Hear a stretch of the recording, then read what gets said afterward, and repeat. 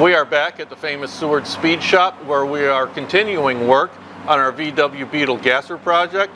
And like most car projects, it always starts out, or usually starts out, with replacing the floors, especially here in the Midwest. They're always rusted out, and we are going to do that in this episode. We're going to show you step by step how to replace floor pans in a VW Beetle right now.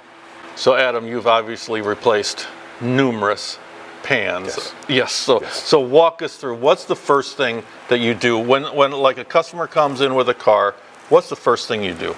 The first thing we like to do is preferably a body off. Yeah. Usually if your pans are shot, there's usually heater channel issues as well. Not always, but a lot of times there is. You can replace floor pans without removing the body, but it's so much easier to do it with the body off of the car. Now heater channels, how difficult are heater channels? Heater channels are very difficult. They are.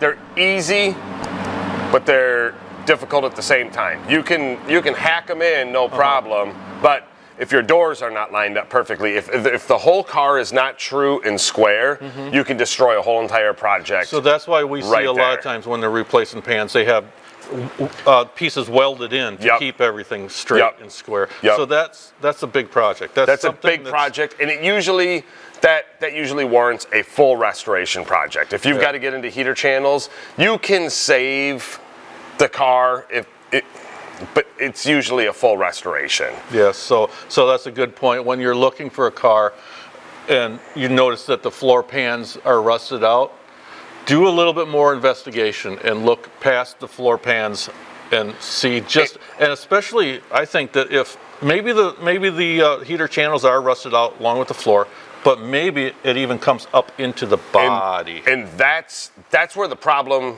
gets really, really big, because you have to have metal to weld new metal to. Exactly. So if you're going to replace the heater channels and you're not afraid of it and you're like, that's not a problem, I can do that. I'm sure that we can figure that out and we can do that. Now you have to make sure that the next level up can accept a weld. Yep. You know, so usually your inner fenders are rotted.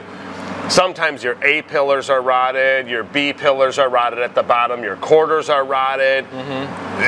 We're getting to the point where, unless it's extremely rare, it just might not be the one to bring back. It may just become a parts car. It might be a parts car. Like our red car sitting outside. I had bought that. I thought it was just the floors. I noticed the floors were shot. We brought it here to the shop, put it up on a lift, and noticed that the tunnel underneath was gone, and that's the most intricate part of the whole car, was the tunnel. That's the spine of your car. Yeah, and that was gone, and the rust was migrated up into the body really bad. So yeah, it's sitting outside and we're scavenging parts off of that one. Yep. When somebody is looking for floor pans, I noticed that there's either the inexpensive ones or the expensive ones. Correct. Now what's the difference between the two?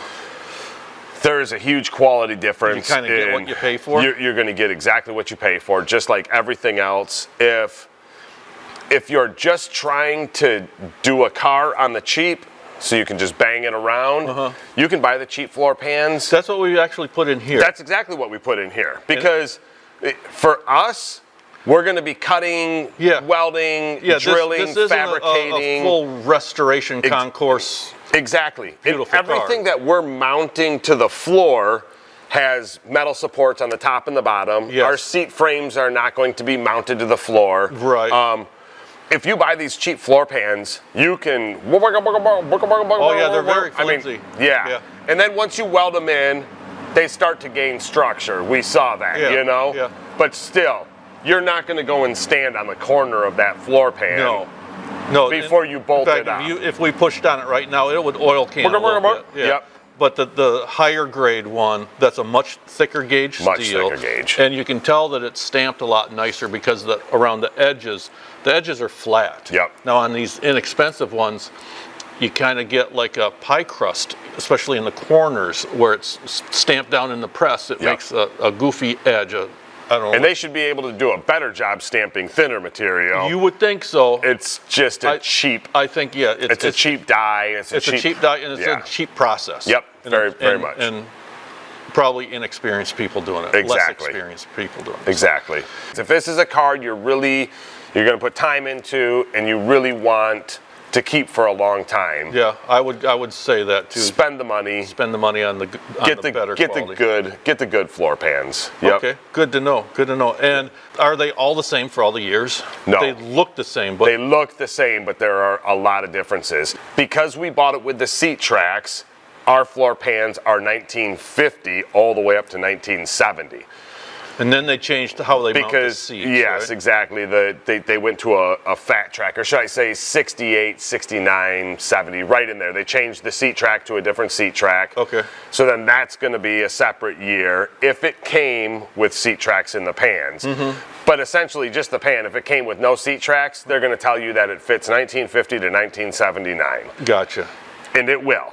It will. But if you're doing a proper restoration, there's a 50 to 53, a 54 to 56, I mean, there's a lot of different years. The one that, like we bought, that's kind of a universal. This is a very universal. Yeah, exactly. Yep. Okay, but there's subtle differences throughout the year. So if you want something that, if you're doing a period correct 1957 oval, you're going to want to buy the 1955 to 1958 pans or 57 pans, whatever that is. Okay. Perfect. Get exactly what you're trying to get. Perfect. So. A lot of times you do have to replace the whole floor, front and back.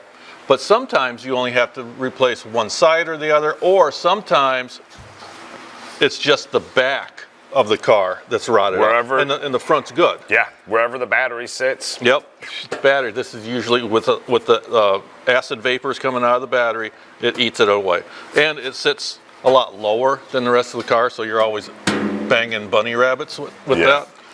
So this is just a half pan. Does this go up to the front of the seats? Yeah, it does. Yep, right to the very front of the seats.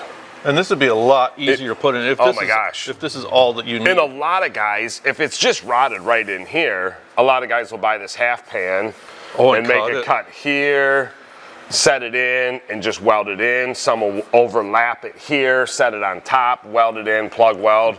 There's a lot of ways you can put this in, or you can cut the whole thing out and put this whole pan section in. But if you're thinking about putting this whole pan section in, chances are you probably have the body off of the car. You would replace the whole pan half, in my opinion. You wouldn't try to make a hack weld. Yeah.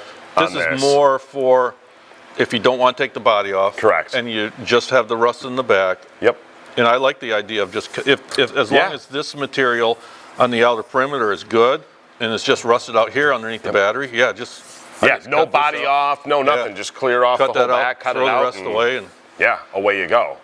When I did this one, I cut all the pans off at home. Yep. And I chiseled off. I cut it out.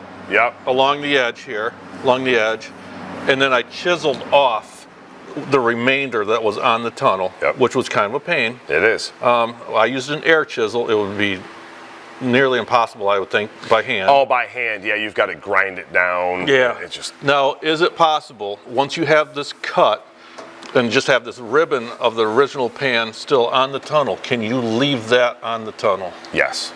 Because that would sure be a lot easier. Yes. I've seen a lot of people do that. Mm-hmm. Now you're just introducing more layers of metal for moisture to sit in. Unfortunately. True. So it's one of those where if you're going to do the job, do it right. Yep. And carry on like you did with that. Mm-hmm. You've got to sit with a flapper wheel. Oh yeah, I had and try to find the spot welds and then knock them off. It took a lot, but I got down to bare metal, nice weldable metal and everything, and these went in really well. Probably because of that. Exactly. We were down to the bare bones. Time that you spend on the prep, it's like everything. Mm-hmm. It's the same as paint. It's the same as welding. The more time and effort you put into anything, the better results. The better you're going to have. Yep. But if you're like maybe flipping a car, and you want to put in the least amount of time and effort into it. You might skip that step. So when you're buying a car, that might be something to look at. If somebody says brand new floor pans in it, look and see how the work that they did. Yeah. I've seen people use panel bond a floor pan in and not weld anything. And that works? I hear panel bond is very, very adhesive. Panel bond is rowdy. I mean, you can they put cars together with panel bond nowadays. True. That's true. However you feel on that one, that's up to you. That's up to you. Don't tell us about it. Yeah. I don't want to hear about it because we're not telling you to panel bond your panels in or not to. So that's correct. We're not even getting into it. But if somebody's already done the work, if their work is not up to your par, then pass on that one. There you go.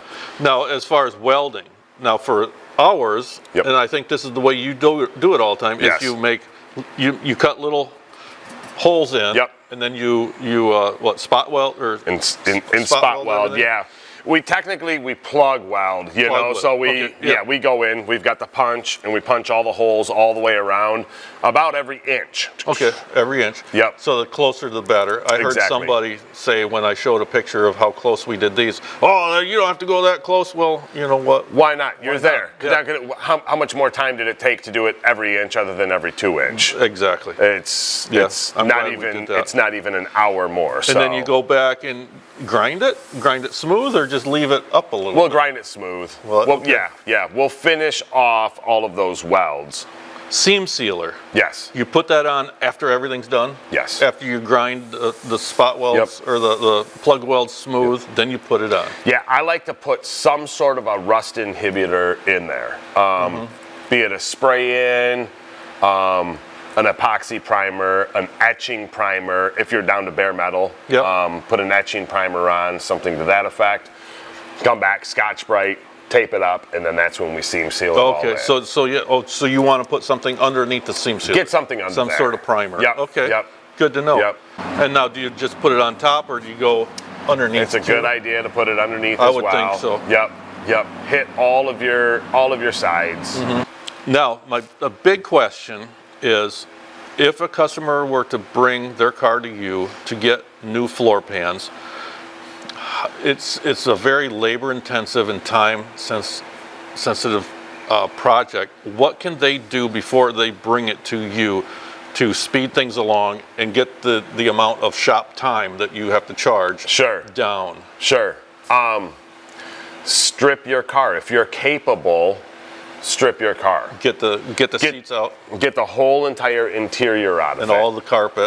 If you're going to be doing a lot of the restoration yourself on your own end, and you're capable, pull the engine, pull the fenders off of the car. Everything that's going to have to come off in order to pull the body and do the chassis properly, whatever you're capable of doing, do it.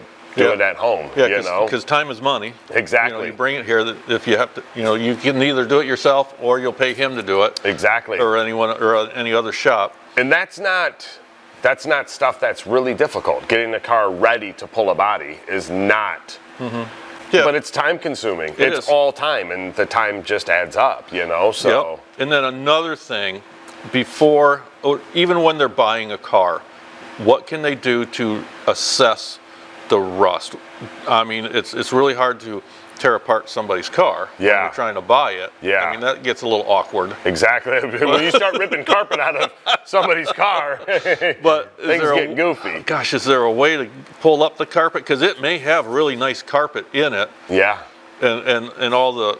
Your best bet is get down on your hands and knees, get on your belly. Don't go look at the car in the dark. Yeah, take a flashlight with. So you see underneath. Yeah, and really get as much of the underneath of the car as you possibly can. You know what I mean? Even bring a floor jack. If they'll let you jack the car up so you can get a better look under it, by all means, do that. You know what I mean?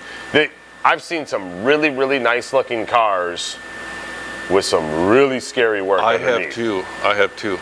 It's, it's amazing what people can do with a little bit of fiberglass and a can of undercoating, so. Yeah, when we just kind of glancing under a car, you're like, that looks pretty good, nice and fresh. And then.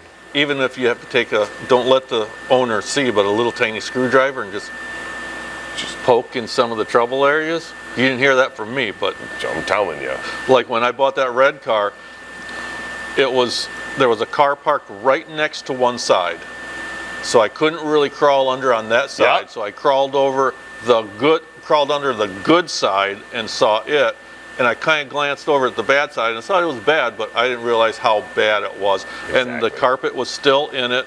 It was kind of ratty, but it didn't look that bad. It looked like it would just be cleanable. Oh, we could save this. Yeah, we could save, yeah. But underneath the carpet, it was, and that car was a prime example. When you got under it and looked under it, it did not look terrible. No. When we put it on the lift, and it's a miracle it didn't break in half. Yes, honestly, I know it. You would have thought that car would have folded up on top of itself. Yes, it was so bad, especially the tunnel. The whole bottom of the tunnel was rusted, completely gone. There were 5 patches in the front section, from the pedals, to the front seat, which I couldn't see. You can't see it. I couldn't see it when I was looking under just the one side. Because as soon as you got it here, I'm like, it doesn't look that bad, and we got it up, and we're like, holy cow, holy cow! It was just patch over booger weld over patch. Oh, it was horrible. You've got to get a good look at them, you know. Yeah. So do the best you can when you buy your car. Yeah, take a look at it, and I think we covered everything. If you have any questions or comments, leave them down below, and please hit that like button. That really helps us to get out in front of more people here on YouTube, and we hope you consider subscribing to our channel. Thanks for watching.